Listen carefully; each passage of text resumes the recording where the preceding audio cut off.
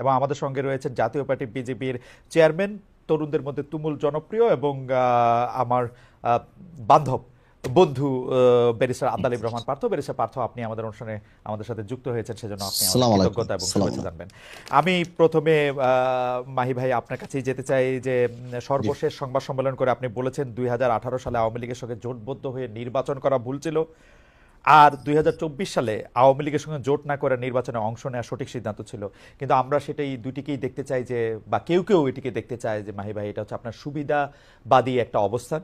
আপনি 2018 সালে এক ধরনের সুবিধাবাদ নিয়ে আসলে নির্বাচনে গিয়েছিলেন, 2024 সালে আপনার সাথে বনিবনা হয়নি বলে আপনি সেই নির্বাচনে যান নাই।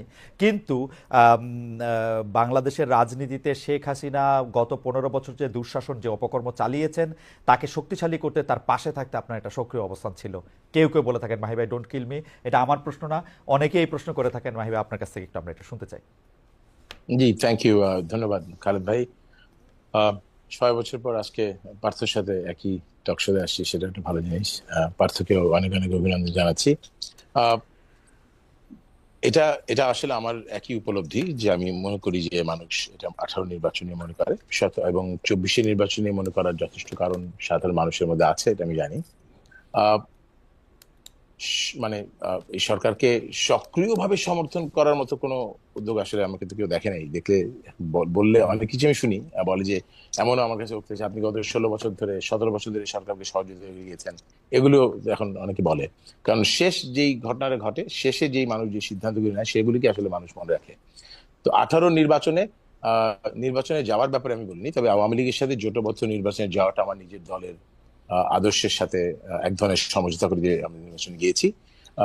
সেটা একটা স্বার্থপরের মতো কাজ আমাদের ছিল, সেটাকে আমরা স্বীকার করেছি। এবং স্বার্থটা ছিল যে আমাদের নিজের অস্তিত্ব রক্ষার প্রশ্ন ছিল, অনেকগুলি বিষয় ছিল, এগুলো আমরা রাজনীতিতে আসলে অস্তিত্বের ভয় পেয়ে রাজনৈতিক নেতৃত্ব দেওয়া উচিত না, সেখানে আমাদের অবশ্যই একটা গ্রস মিস্টেক হয়েছে এবং সেটা আমি স্বীকার করেছি। আর 24 নির্বাচনটা একটু একটু ব্যতিক্রমধর্মী ছিল। 24 নির্বাচনে আওয়ামী লীগের সাথে আমার কোনো ধরনের বোঝাপড়া হয়নি, এটা মনে করার কি কারণ আছে আমি আসলে বলতে পারবো না। কারণ 24 নির্বাচনে 2, 3, 4 বছর আগে থেকে কিন্তু আওয়ামী লীগের সাথে আমাদের কোনো বোঝাপড়া ছিল না। 18 নির্বাচনের পর আমার কোনো আনুষ্ঠানিক অনানুষ্ঠানিক কোনো বৈঠক আওয়ামী লীগের সাথে সেভাবে আমাদের হয়নি। যেখানে কোনো ধরনের বোঝাপড়াই যেখানে ছিল না, সেখানে নির্বাচনে যাওয়ার সম্ভাবনা আসলে প্রথম থেকেই জানতাম যে পরবর্তী নির্বাচন এখানে আমরা করছি না, এই সিদ্ধান্ত আমাদের মধ্যে মোটামুটিভাবে ছিল। আমাদের নির্বাচনে অংশগ্রহণ করার মূল কারণ ছিল আওয়ামী লীগ সরকারের সময় বিরোধী দলগুলোর জন্য রাজনীতি করাটা খুব কঠিন ছিল। এবং আমাদের দল তো খুব বড় দল না, তো ছোট দল, সেখানে 24 নির্বাচনের অংশগ্রহণ না করতে পারলে আমরা আমাদের রাজনৈতিক অবস্থান ব্যাখ্যা করতে